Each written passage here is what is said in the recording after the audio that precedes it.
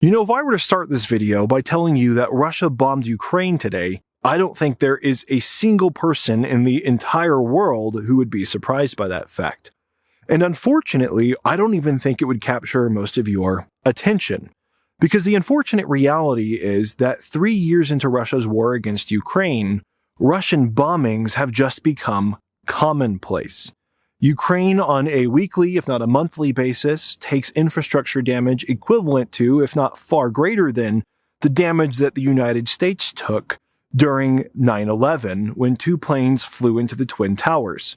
And of course, that event caught national attention. Everybody was focused on it, and everybody was ready to go to war.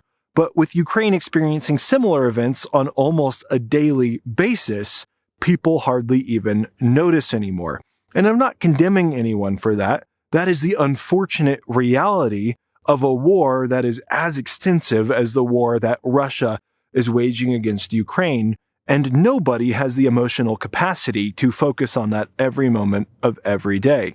So yes, Russia bombing Ukraine is nothing special. But if I were to tell you that Russia bombed Russia today, now that is a lot more rare. And that is something where we should all sit up and pay attention. And let me start by drawing a clear distinction. Technically, Russia has been bombing Russia since Ukraine took a portion of Russia in Kursk. And Russia has been bombing Ukrainian soldiers within Russian territory in the same way that Ukraine will bomb Russian soldiers on Ukrainian territory. That's not what I'm talking about when I say that Russia bombed Russia today. What I'm talking about is that Russia bombed a portion of Russia with no military value to themselves and with no Ukrainian soldiers in the area at all. And for that reason, we really need to ask ourselves, why? The bombing I'm referencing here occurred at a natural gas facility in a place called Sudzha, which might be familiar to a lot of you, because this is the town in the Kursk region of Russia that Ukrainian soldiers occupied until just about a week ago as of the recording of this video. Ukrainian soldiers, of course, recently pulled out of the area, and now a week later, we see Russia bombing a facility that if Ukraine wanted to, they could have easily sabotaged at any time while they occupied the area, which becomes kind of an important fact. So why did Russia bomb this facility in the first place, and what is their ultimate game here? Well, obviously, first of all, Russia is not admitting to bombing this facility. They are trying to blame it on Ukraine. And the reason they're trying to blame it on Ukraine is to say that Ukraine has violated a ceasefire arrangement that hasn't even yet been fully agreed to, so that Russia can use it as an excuse for themselves to continue violating that ceasefire agreement as well, basically undermining every single thing that Donald Trump has portrayed as a momentous victory for peace over the past couple of days. Donald Trump has, of course, been trumpeting that Ukraine and Russia are very close to peace. They have this amazing ceasefire deal on energy infrastructure, which I've discussed in other videos isn't that amazing in the first place. And here we see Russia, not even with the ink dry, not even with the ink on the paper yet, already proving that they aren't interested in this and that they aren't interested in peace. But of course, they're trying to pin it on Ukraine. Now, Russia pinning this on Ukraine, of course, does not make sense.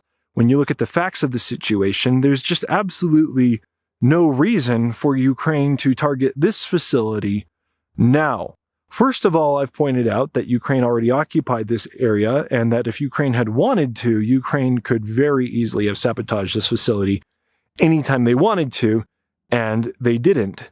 But second of all, if Ukraine now wanted to sabotage this facility, they also have other options for doing so that are a lot easier than just bombing it. What you have to understand about this facility in question is that it is rather important, or at least it used to be. Actually, now it's rather irrelevant, because this is the facility that controls the flow of Russian natural gas into pipelines that cross Ukrainian territory and then go on into Europe.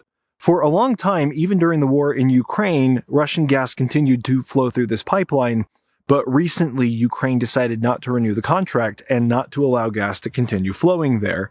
And so the gas has not been flowing, and Ukraine has full control over that. So for Ukraine to bomb this facility has no value because the gas that the facility delivers has already been stopped. And even if it wasn't, Ukraine has options to do that on their own territory without having to violate a ceasefire with Russia. Now, I could go on and on about the reasons why this is very obviously a Russian strike and not a Ukrainian strike, despite the fact that Russia is blaming it on Ukraine and Ukraine is also blaming it on Russia. But there's really no point because just on the surface, I think everybody can see this for what it is. It is very obvious, and nobody is surprised when they see a Russian false flag attack anymore, because we have seen so many of these types of circumstances surrounding the war in Ukraine, with Russia doing things at opportune times to try to create an advantage for itself, or at least a justification for itself, to do whatever it wants to do. So with that being so obvious, why even bother to make a video about this? Well, the reason I'm bothering to make a video about this is because Russia trying to accuse Ukraine of breaking a ceasefire with Russia shows us something that a lot more people need to recognize and embrace because it is a reality, and reality doesn't care about feelings or opinions. And that reality is this. No matter how much anybody else wants peace, whether it is Ukraine, whether it is the United States, whether it is Europe, Russia still does not want peace. And therefore, the road to actually ending the war in Ukraine at the shortest path possible is not talking about peace with Russia, but it is taking actions to defend Ukraine so that Russia will eventually have to accept peace. And that might not be on timing that is convenient for us. That might not be on timing that is politically convenient for the leaders of other countries, but it is a reality, and reality bears embracing. Now, for some reason, this idea has become controversial in recent years, and I have to be honest, I'm not really sure why. Well, I know why, but I can't understand why people fall for it. Because historically, this idea of negotiating peace with a tyrant who still wants to continue war has no foundation, and it also has no foundation logically. We, of course, know that throughout history, every nation has always had a military, even though only a small percentage of those nations have been aggressors. And that is because everybody in history has recognized that a desire for peace does not automatically constitute its reality. A desire for peace can often only be achieved when that desire is backed up by the means to actually defend it and the willingness to do so. We, of course, know that when we look at tyrants like Adolf Hitler or Benito Mussolini, that they were ultimately only stopped not by a nice, friendly, negotiated settlement, but they were stopped when they were forced to do so because everybody recognized that somebody with that psychology, somebody with that persona, was never going to stop pushing until they were forced to stop pushing. That is a reality that needs to be recognized now more than ever. Because the longer that it takes the world to accept that reality, the worse the consequences until that moment of acceptance ultimately comes. Now, at a small scale, everybody understands this. When it comes to securing the safety of our homes or our cities or our towns, it doesn't matter what country we live in, we don't just trust that bad people are going to stop doing bad things to us and ask them to agree to stop doing bad things to us. We set up law enforcement departments, and we actually give those law enforcement departments weapons so that if necessary, they can use force to stop force.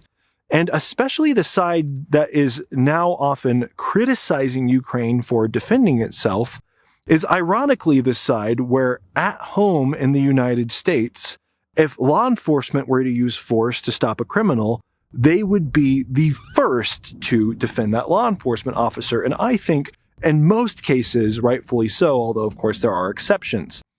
In this case, Ukraine is the country that is using force to stop the bad guy. And for some reason, a lot of people are treating Ukraine like they don't want peace. It just is very difficult to understand. Now, I'm going to reveal myself as somewhat of a nerd here, but when I look at this situation, I am constantly reminded of a scene in Lord of the Rings, The Two Towers, where there is this battle going on for the future of Rohan.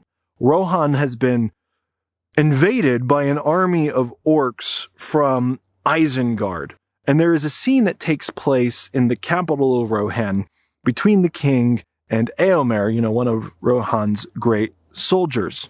And he is calling for the king to go to war to defend these territories that have been invaded. But of course, the king is possessed by Saruman, the white wizard, the evil white wizard, who of course is in league with Sauron. And to his right, the one who is doing kind of the possessing is Grima Wormtongue.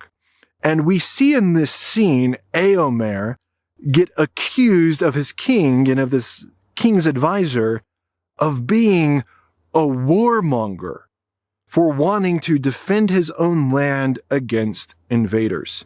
And I see a lot of that going on with Ukraine right now, where they are just sort of dumbfounded, like Éomer is in that scene, and they just cannot believe their ears, where they are being attacked, continuously attacked.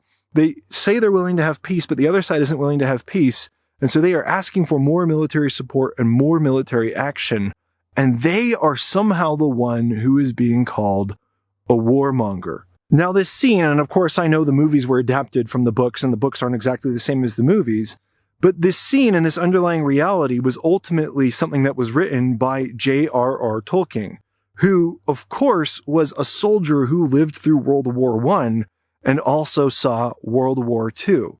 And this scene, you see so much political reality and so much frustration, and you can see how generations before us have had to contend with the same problems. There's nothing new under the sun with the nation that is being attacked being accused of being the bad guy. This is how disinformation works. This is how propaganda works. And if we remember what happened in the movie, in Lord of the Rings, and yes, it's fiction, but fiction can speak to some underlying realities, the way this was ultimately fixed is when the good guy came in and opened the eyes of the king of Rohan and made him realize, no, you're being attacked. You're not a warmonger for defending yourself.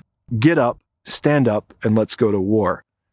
That is something that I think is eventually going to have to happen with the United States, with Europe, and get behind Ukraine in a meaningful way. The faster we realize that, the better. And it's only going to happen if people who can see reality are willing to speak up and help those who cannot see reality.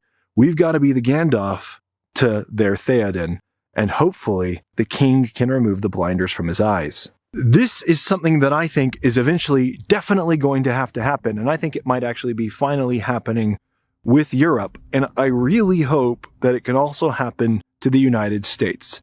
That the good guys can come in and can remove the blinders from the guys who are also the good guys, but who have been deceived by poison tongues. That is going to take a whole lot more brave people standing up and speaking the truth with confidence, but also with patience. I could talk about this for another hour. I don't want to ramble on forever. So I guess I'll stop the video here, and I'll just encourage all of you to keep speaking up, keep sharing these realities. In the end, the good guys win if they're willing to stand up. Now, as I close, obviously I am just one voice, but I also know now that my voice amplifies a lot of other voices. And a lot of people are watching this content, actually now hundreds of thousands of people, which is pretty crazy. So I am trying to do everything I can to increase the amount of videos that I produce, both on this channel and on my other channel, the Icarus project, I'm doing everything I can. And if you want to do a small part in helping to support the production of all of this, it's completely voluntary, but you can do so by becoming a patron of this channel. I'm super grateful for everybody who does support this channel. You can learn more by scanning the QR code on screen or following the link in the description of this video. And if you don't want to do that, I totally understand. There are a whole lot of other ways to support Ukraine. I'm just one piece of a very, very large puzzle. But whatever we do, let's all do anything we can. Thanks for watching, guys. I'll see you on the next video.